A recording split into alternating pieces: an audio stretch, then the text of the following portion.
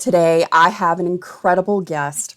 This month in November, we're talking all about acknowledgement and gratitude. And today, I am so honored to have an incredible guest. She is the woman who started the Power of Acknowledgement movement. She is the reason that acknowledgement is such a big deal, guys. She's the reason that we know about acknowledgement in our life. I am so thrilled because Miss Judy Umlas is joining me today on the show. She is a speaker and author. She is the wife to the amazing Bob, who is the most hilarious person, and I just love him. She's a mom, she's a keynote speaker, and she is an amazing friend and person, and I have been so honored to get to know her. Our darling mutual friend, Roxy Nevin, introduced us, oh my gosh, almost a year ago, and it has been such a blessing in my life. I had come across some of Judy's work earlier, and this is the show that's going to make all the difference in your month of November and in your life. We're going to be talking about why the power of acknowledgement is so impactful. We're going to be talking about why and how acknowledgement is so difficult to receive for many of us autistic ADHDers, because we've talked about this before, guys. We can give it all day long, but we're not really good at receiving it. It's uncomfortable.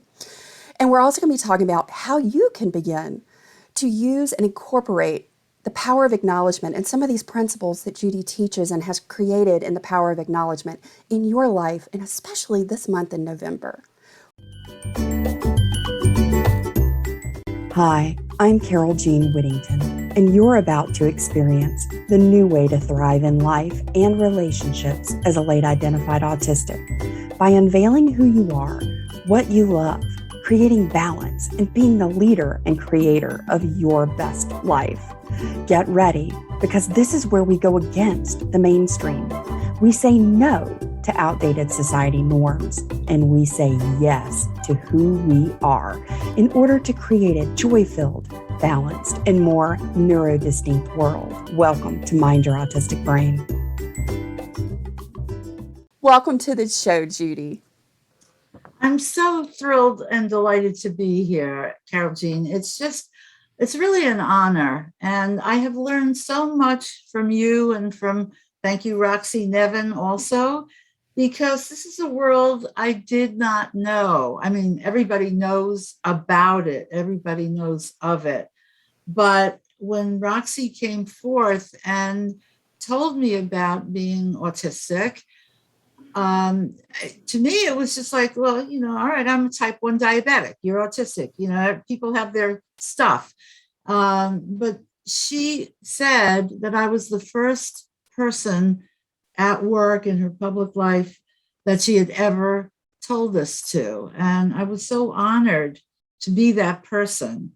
And you and I have had some fascinating discussions, and now we're going to make them available to others. So thank you for having me. Well, it is my pleasure, because you and your work has had such a tremendous impact on my life, especially on the receiving side, which is something we're going to be talking about. Because Roxy and I agree that this is like one of those uncomfortable things that we it's part of our late identified journey. It really is. Wow, that's great. Well, Judy, I want to just share with everybody a little bit about you. You are the Senior Vice President at the International Institute of Learning, ILL, which is the global corporate training company. And you are also an author, and you have written several books. And you've got the Power of Acknowledgement, and you have also crafted and you have your own method, which is the 7 principles of acknowledgement. And those have been changing the workplace and individual lives since at least as early as 2006, right, Judy? Yes, that's when it started. And I love it because also, guys, because we, at the end of last month in our relationships series, we had Danielle Sullivan on the podcast, and we were talking about her neurodivergent work with neurodiverse families. So Judy also has a book for children. It's the Power of Acknowledgement for Kids. So make sure, because, in the United States, this month is the month of gratitude and acknowledgement. It's our Thanksgiving month. And one of the things that's been really valuable in my life was not just acknowledging my children, but also teaching them the principles and the power of acknowledgement so that they can then go forth and be able to acknowledge other people and also receive acknowledgement. So make sure that you go check out that book for children as well. She's also the founder for the Center of Grateful Leadership. And I have been so fortunate and honored to have been on a webinar with Judy for her company and also to have written an article last year. So I am just super thrilled that she's here because she is one of the women that I look up to and who has been mentoring me in my journey. So thank you for all you do, Judy. Oh, I am humbled, and I'm finding it a little difficult to let in all this acknowledgement, believe it or not. So we're in good company, right? It's just, it's like, oh, I don't deserve this, or, it was nothing. That's what people say. And you just really have to keep going with them. But I'm pretty good at it. I'm pretty good at letting it in. And you have made my day. Let me say that. Oh, I'm so glad. So, Judy, I would love for you to share with us how the power of acknowledgement began in your life, because you started out in TV. I mean, you've done some pretty big stuff before you got here. And then this is like massive. This is like legacy kind of work. How did this start? Well, I have to give special credit to my grandmother, who died when I was only 8 years old. But it's so interesting, how you get signs. I feel that, there are signs out there. Today is the day, October 26th, that we're recording this. And it is the day of my grandmother's passing. And, she taught me the power of acknowledgement firsthand. And it was simply one statement that she would make to me over and over again. You are special. You are going to be special. You're going to do something special. And it was like, okay, Grandma, I guess I'll just live into that, whatever it is. And I guess my journey really started when I was working at WCBS TV, and I became pregnant. And at the time, I go back a few years, like into the 1980s, and there weren't that many women who worked all the way through to their due date, let alone their delivery date. And so I was working, and I had told people about being pregnant before I was like, really showing. And they just started treating me totally differently, like instantly. It was like the opposite of magic. It was horrible. And, pulling out a chair for me when I'm 3 months pregnant, or do you need to rest, or, and then later on, it got really very uncomfortable. People would touch my belly and rub it and say, one of our director of community relations said, "Did you swallow a basketball?" That one did it. And one day at lunch, I just went up to the roof of the building where, you could sit. And I wrote, "How not to talk to a pregnant businesswoman." I didn't know for sure it was an article, but it came out like one. It was advice, what you shouldn't say, what you can say, what's okay to say, how to be. It's a little bit like, the autistic world, where there are things that are appropriate and there's things that are not. And anyway, it was published by Working Woman magazine, and it was given the cover story. And suddenly I found myself on Good Morning America as a spokesperson, as the expert on how not to talk to a pregnant businesswoman. It was undreamed of, unheard of, but totally amazing. And I realized the power of words to change conditions, because for years afterwards, people would come up to me when they heard my name and they said, "I read your article, I tore it out, I put it on my boss's desk, and things got so much better." It was just speaking, it was just words. So 1992, I went to work with IIL, International Institute for Learning. And it was just an accident. My daughter's best friend in nursery school, her father was a trainer for IIL. And he kept nagging me to meet Laverne Johnson, the CEO, over and over and over again. And finally I said, all right, I'll go. It was so annoying. And then I looked at her, she looked at me, and we said, we don't know why we're here. And, but then I had a project I was working on, and I went to her for some input and advice. And suddenly we're back and forth. And it's now 29 years I've been working at the International Institute for Learning. And I have to give credit to Laverne Johnson, because she had me start a publishing division. Okay, just like that. I told her I thought we could use a publishing division. She said, okay, go start it. And it was like, what? Me? I don't have any experience in this. And then we published Bob Umlas's book first. That was our very first book. This isn't Excel, it's Magic. That was in 2005, I believe. And to this day, it's still selling. I mean, it's, Excel, another version, but so that we published him, and we published some other books. And then one day I said to her, I think I have a book to write. And it was out of, again, the supreme frustration of acknowledging people and they're going, I don't deserve it. I don't want it. It was nothing. It was nothing. Or when I did acknowledge somebody, I acknowledged somebody in a coffee shop who learned my incredibly long, complex order, like in a day, 2 days. And she had it waiting for me when I came back on the third day. And I said, what's that? And she said, it's a small black, half decaf, half regular caramel coffee. And I said, you're a genius. How did you remember that? I can't believe that. And she said, I never hear compliments. I only hear complaints.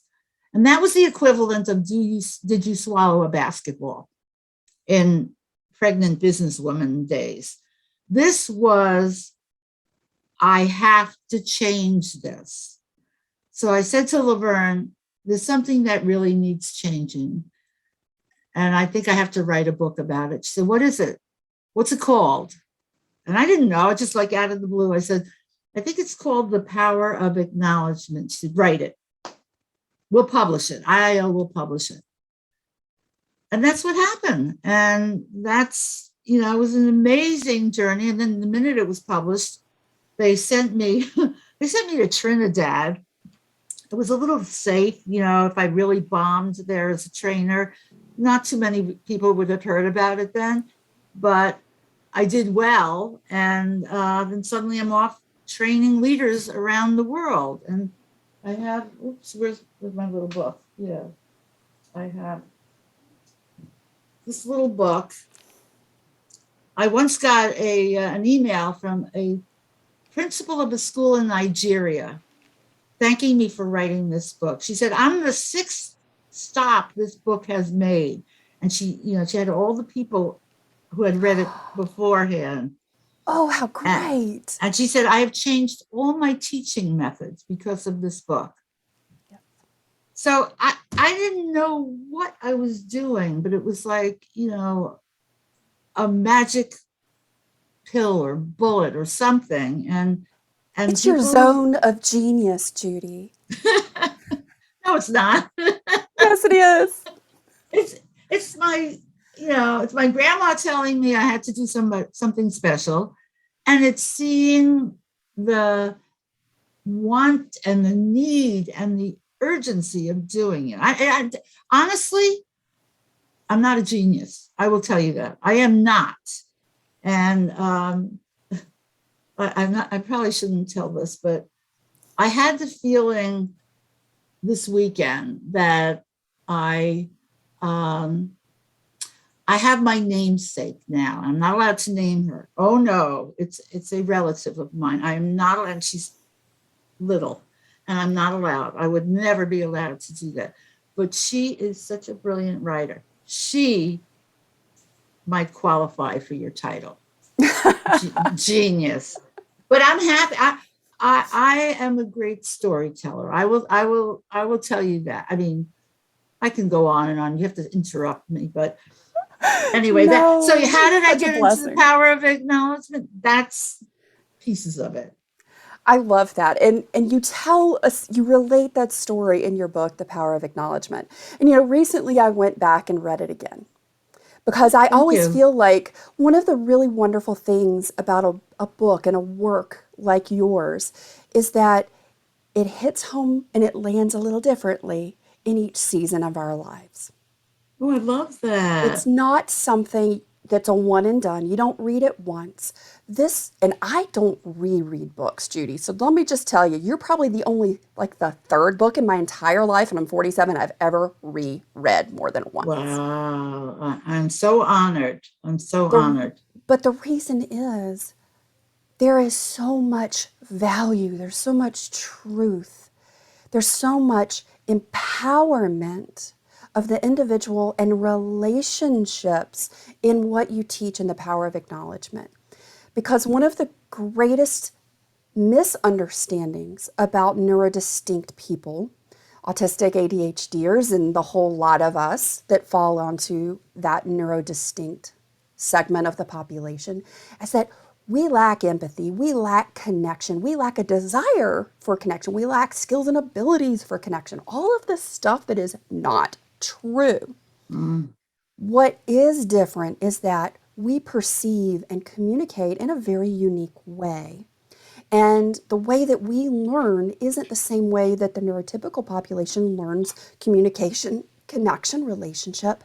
And I have found that the power of acknowledgement, what you teach, how you teach it, directly speaks to and bridges our neurodistinct way of communicating. It speaks our language and says, hey, this is something to think about because this is a part and a component to building those authentic connections in your life. This is a part of a communication style, because we talked all about this last month in our relationship series, our communication style. And it's a lot about, because we talked about this in the limited connection relationship type last month, about giving and receiving. And in acknowledgement, it's a reciprocity.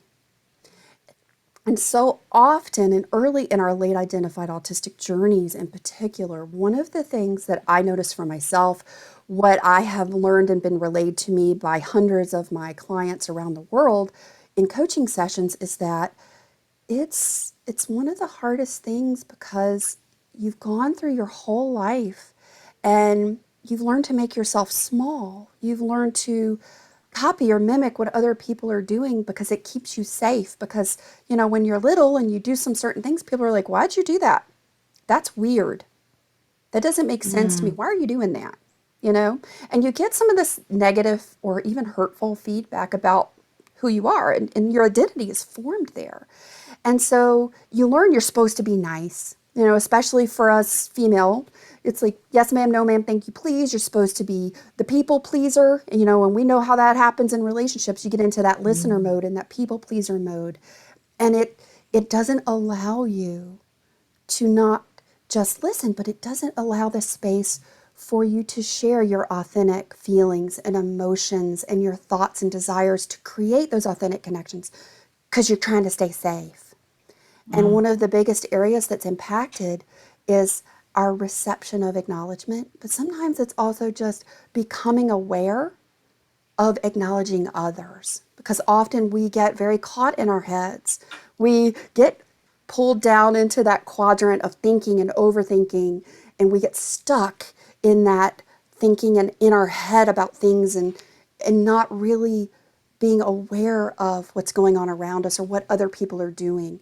And the way that you teach, the way you share it, and the language in which you share it for the power of acknowledgement is so transcendent in taking me, I can say this, taking me and so many others I know you've touched from a place of being in our head to really looking out and seeing the people around us and taking a minute to go, wow, that person's really special. That person's done something that has really made a difference in my life, even if it's just knowing your order for your cup of coffee. How much nicer was your morning? Because you walked in and you didn't have to rattle it all. She was just like, hey, here you go.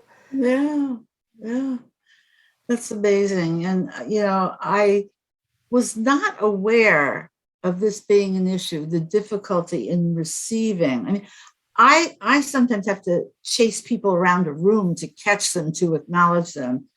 And it's so funny because somebody who's been very active in the whole Center for Grateful Leadership movement, he started a weekly podcast, Jim Trella. He's a phenomenal contributor. He's a certified Grateful Leadership instructor, level 1. We have 2 levels. Level 1, you can teach a 1-hour course. Level 2, you can teach a full day program. So he's level 1 for now. I predict he'll go to level 2. I do too. Yes, thank you. He works at General Motors, and he's just, he's made such a difference.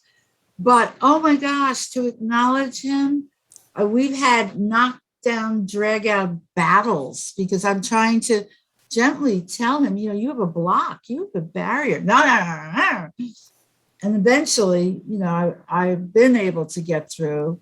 And then, thank you for, helping me. And Roxy was similar. I mean, she had a great, she wrote a great article that I posted on LinkedIn, and I will send you the link to that. But it was how I had to chase her through time and space, because she's not, we're not physically near each other, to get her to, I put together, it was kind of like the synthesis of all my work toward the end of 2020. I created a 6-hour on-demand, self-paced Power of Acknowledgement course. And it included grateful leadership and the Power of Acknowledgement and the Power of Acknowledgement for kids. I mean, it was like everything together.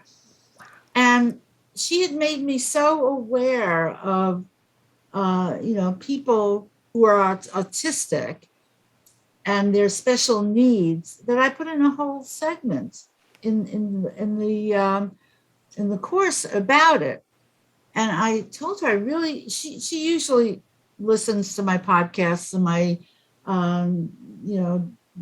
any webinars I lead. She'll participate and she'll watch them. But this one, I was not getting any response from her. I said, Roxy, I want you to, on slide 54 is when I acknowledge you and what you taught me, because she introduced me to you, as you said. And I've learned so much from you and about your constituency, and how there was just so much I did not know. And it all makes such perfect sense. But I kept giving her signals, like, or deadlines. Do you think you could watch it by next Friday? Oh, yeah, I'll do that. Friday come and gone. 2 months went by, Carole Jean, 2 months. And I said, Roxy, I'm getting to the point of great frustration. I don't care if you fast forward through the whole, she'd gotten a third of the way through, but she's got a job that, my work is just a tiny piece of what she does. And she's working like 17-hour days at times. So, I know it's tough, but this was beyond tough. This was resistant.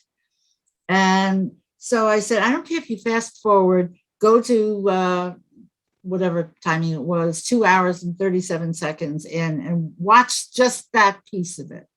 Said, okay, I will. And that came and went numerous times. And finally I said, okay, Roxy, you take your pick. Okay, you're gonna watch that segment by next Friday. I gave her a whole week, I think, next Friday and midnight. That's okay. And if you haven't, you're going to do a video about your resistance to receiving an acknowledgement. That's your Judy, you're sneaky. That's your prize or your punishment. Oh, you know how to pick the motivators for individuals. Oh my God.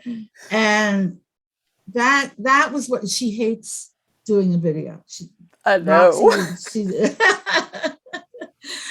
and she's I've been adorable. trying to But get her on this show for over a year. oh, forget about it. No, but she'll do it. Make it just audio. You'll have her in a minute. And she's got a great photo. But Yes. anyway, she said, "All right, that I'm afraid that's going to do it." And she did it because she did, because she had to agree. I made her agree. I enticed her, cajoled her to agree to this, prize, punishment, reward thing. And the reward was going to be completion and letting in the acknowledgement. I knew it would be a great reward to her. I knew it. And so finally she did it just to avoid doing the video. That was her sole motivation. And she said, "This is amazing." She was so, happy with what I had said and written. And it was I gave her article as a reference, and people could download it because she did write about it. She wrote about the experience of how challenging it is for someone who's neurodistinct. Thank you for that word. I have never heard that before. Oh, we thank Tim Goldstein for that one. Thank you, Tim, because neurodiverse is what most people seem to be using these days. But neurodistinct has a certain, acknowledgement to it. I'm unique, neuro unique. How's that? Oh, there we go, Judy. I like it. We got a whole vernacular going now. Yeah. But anyway, so I really have tried to be very sensitive to that issue because she gave a whole host of reasons aligned with what you're saying and have said about the barriers that come up, just that I'm not worthy. Tell me more about that, because that's painful. We all live with a certain amount of that. It But is, go and ahead. it's something that's very subconscious. It is not a conscious awareness until it is. Yeah. And one of the things that I noticed, and I had to get real granular in journaling and reflecting on this, because I would notice that I would physically, and I have alexithymia, so I feel You have feelings in what? alexithymia. What is It's that? I'm sorry, that I don't is know. no, that's okay. It is very specific to neurodistinct life. I have lots of feelings. I feel all the feelings. I feel them in my body. I have difficulty labeling them or identifying them in my mind to put a label to say this is this particular emotion. Unless it's like a Mm. really big one. If it's one of the gray area ones, or if I'm feeling so many different feelings at one time that I have to sort of process, talk it out, I have to really find some points of reference in the context, and that's very common in our world Yeah. in late identified life. So one of the things I had started to notice now that I knew I had alexithymia and this was a challenge that I had, I started to notice that when people would say nice things to me or acknowledge me or give me a compliment or were paying attention to me in any way that was, positive, I felt very uncomfortable. I had Mm. immediately that fight, flight, or freeze response. It was like sensory antennas went up. And I thought, why am I feeling so very protective when someone is giving me something that I should be receiving very graciously and gently and kindly and lovingly to myself? Why am I so resistant to this? Why does my body feel like I want to throw up? Yeah. Why does my stomach get sick? Why do I feel like, oh, no, no, no, just immediately, it's almost like you catch your breath and you're holding it when someone was saying things to me that were acknowledging. And because I could stop and say, whoa, hang on, let's do a little body check here. Why am I feeling this way? This is a safe, now that was the thing, this is a safe situation. This is something that is okay. This is a good thing. I'm not being attacked. I'm not in jeopardy of being hurt. I'm safe. So why am I responding in a way that my body thinks I'm not safe? Yeah. Is it like And a vulnerability? Is that it's a very part? common trauma response, Oh, wow. especially Okay. in late identified life in the autistic community. There's a lot of trauma. There's a lot of PTSD, post traumatic stress disorder, and complex PTSD. We have been found to be more susceptible and things because of our sensory sensitivities, because our heightened awareness of other people and their feelings. And, I can experience physically someone else's feelings when they are conveying them to me. Mm. Yet, when someone was expressing their feelings and their kindness and their love to me, instead of experiencing that like I could if it was another emotion, I Yeah, was yeah. resistant to it. I Oh, was oh. afraid of it. I was afraid, Judy. Mm, And that was a big word that kept coming up. I'm scared. I'm afraid in my journaling. mm. And I thought, why am I scared and afraid?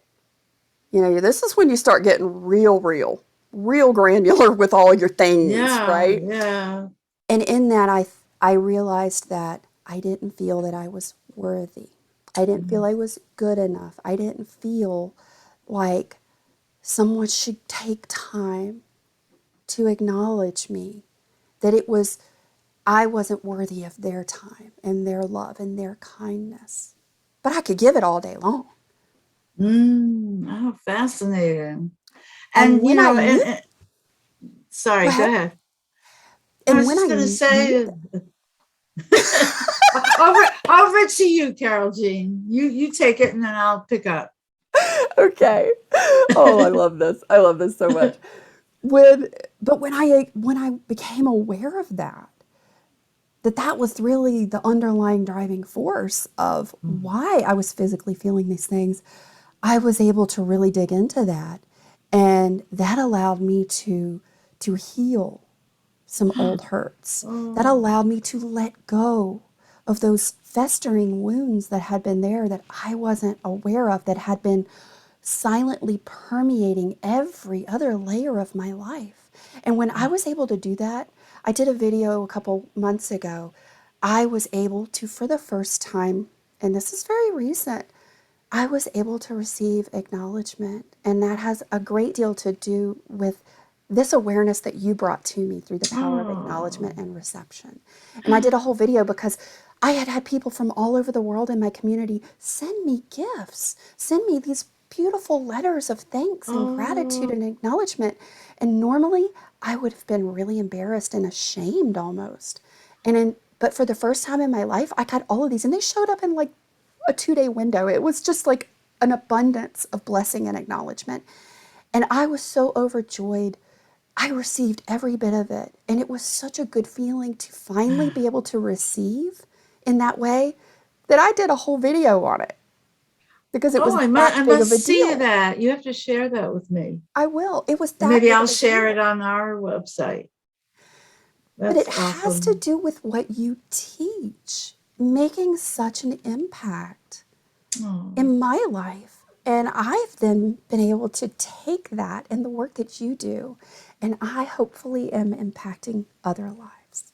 that's so beautiful and really validates my purpose for having written this book. Just feeling there's a condition I need to fix. And, I tend not to think small. Me neither. Yeah, I know. And I have to say, though, you and your community feel this, so strongly, so dramatically and impactfully. But it is a microcosm of what everybody on this planet feels. I don't deserve it. I'm not good enough. We all have that. And when people do acknowledge us, we have to say, let me let this in. I have my thoughts, but let me let this in. And when the people I've acknowledged do this, it was nothing. I have literally, if I'm physically there, I grab that hand and I'll look into their eyes and I'll say, it wasn't nothing, it was something. And I want you to get that. And I'm not stopping until you do. And I reword it. I say it 3 different ways.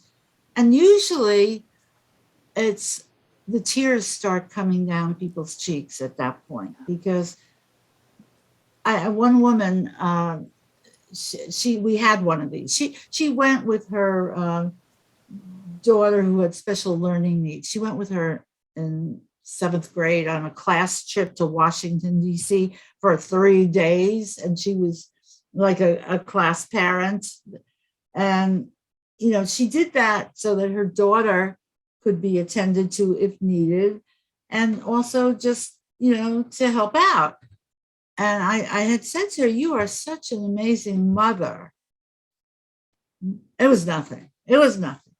And that she was the example I think of when I say that, because I literally grabbed her hand after 3 tries and I said, look into my eyes. It was something.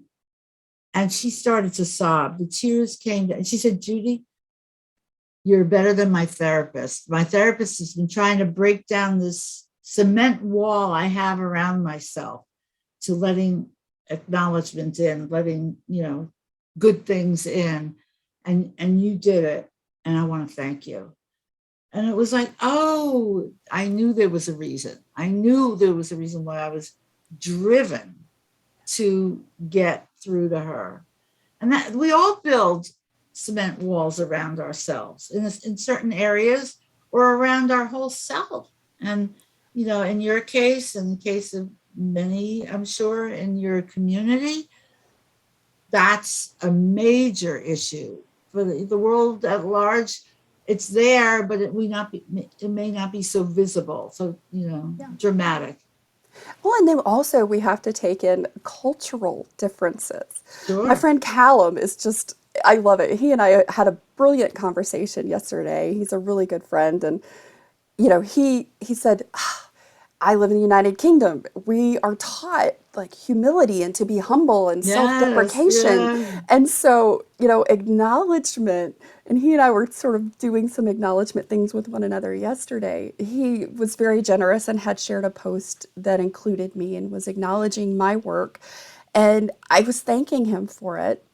And in turn, in a very different way later in the conversation, he said some things that I needed to hear that I didn't even know I needed to hear. Uh, And when he said them, it was almost like your friend that just the dam unlocked, because sometimes you don't recognize that that's something you're holding on to and you're shielding yourself from allowing.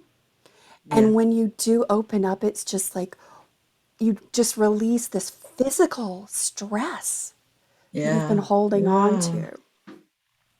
So, Judy, what are some ways that people can start to incorporate the power of acknowledgement into their life today?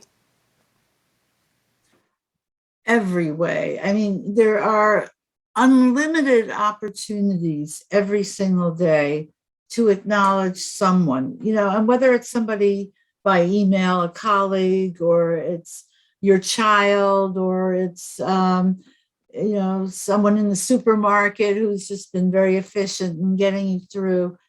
You have to kind of uncork it and say, I'm going to acknowledge at least one person every single day. And we have a campaign called the 365 Days of Acknowledgement.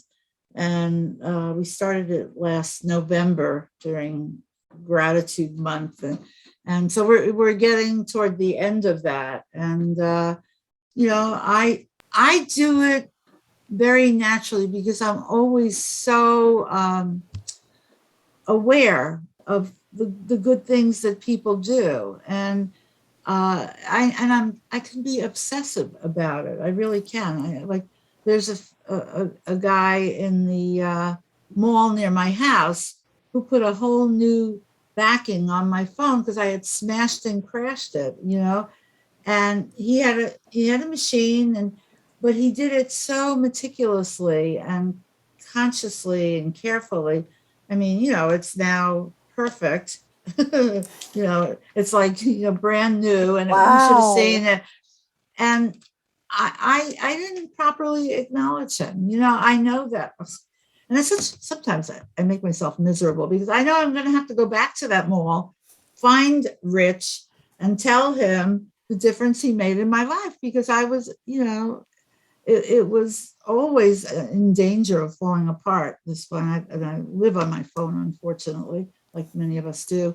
So I will have to go back and find him at some point. And I do that, and I will chase people in my mind. I have to find them afterwards. And so just do it in the moment. It's much easier. Yeah.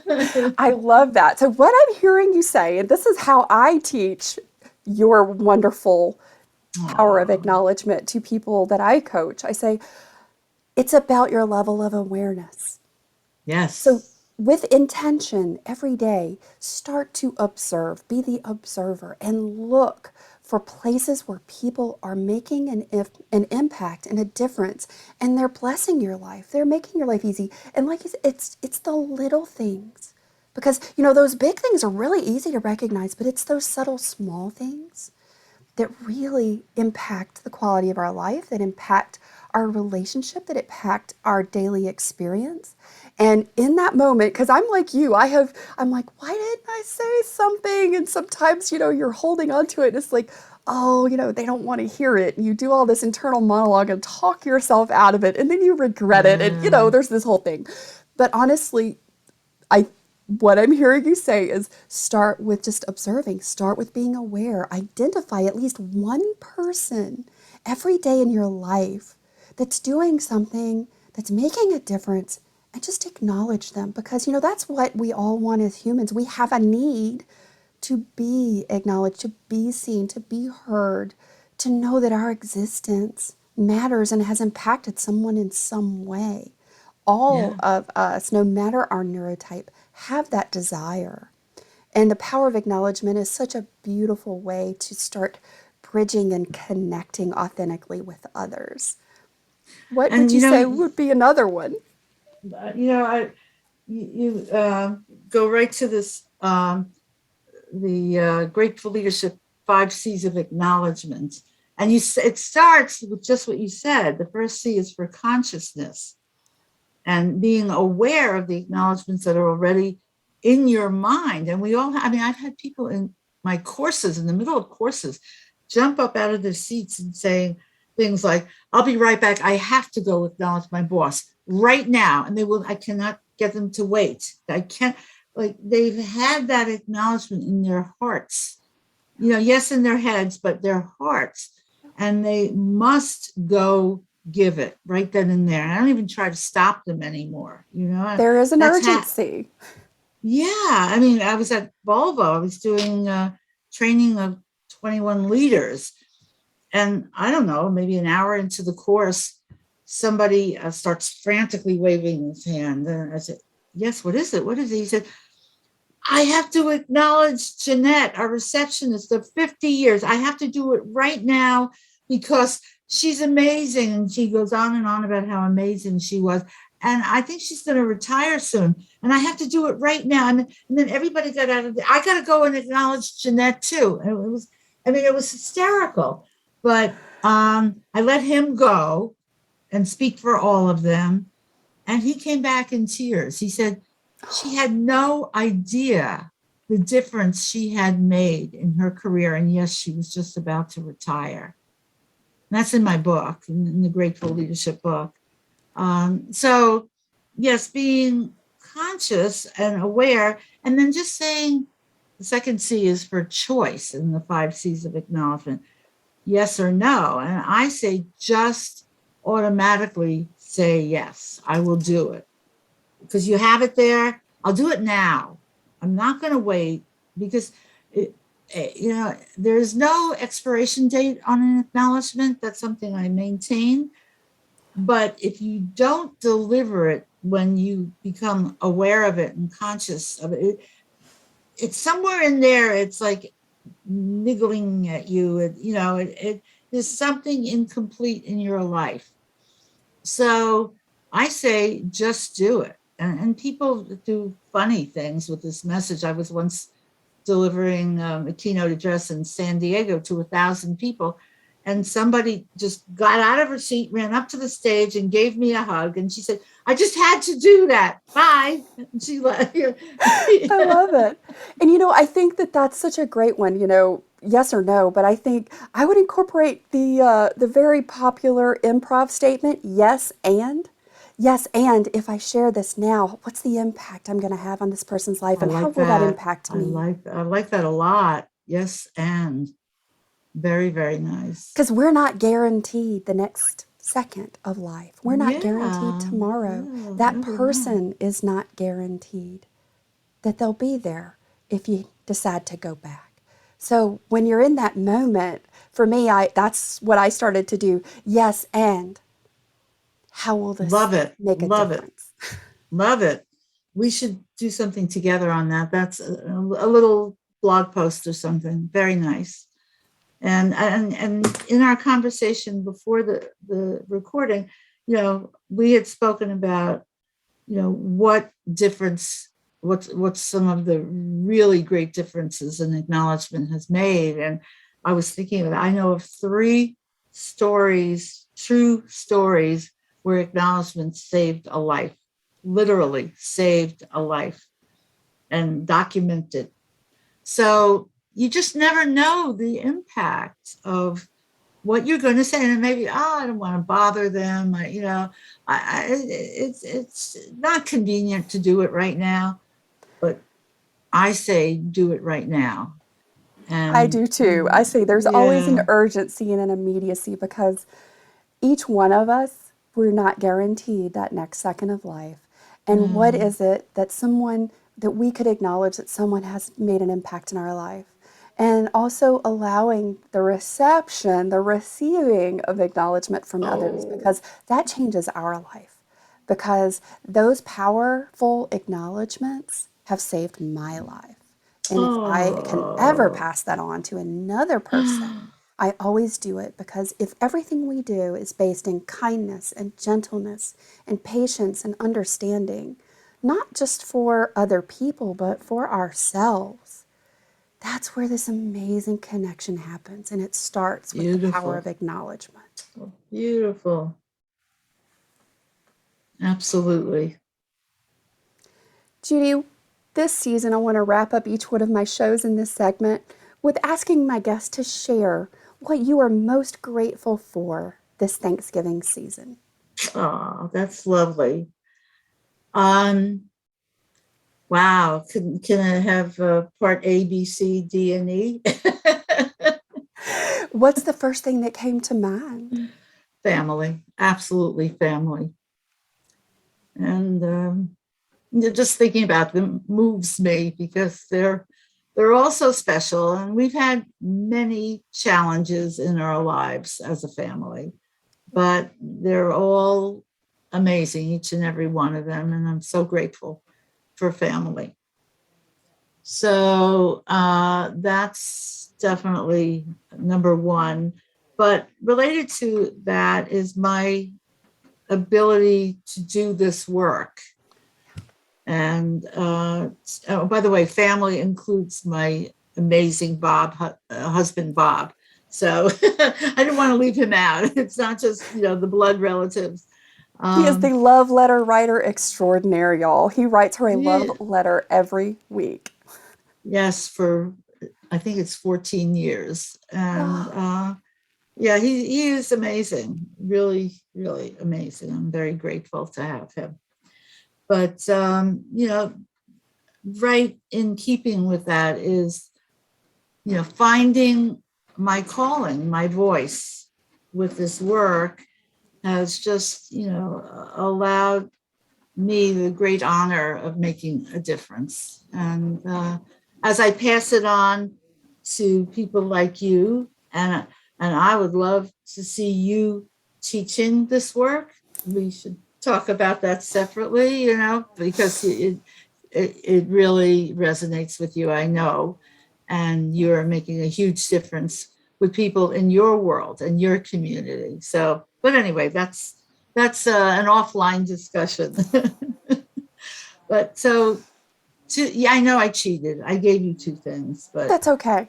There's no and then cheating and gratefulness. well then, and also for my CEO Laverne Johnson for telling me write that book, write it, and then promoting it for 15 years now. 15. What's 2006 from 20 to 21?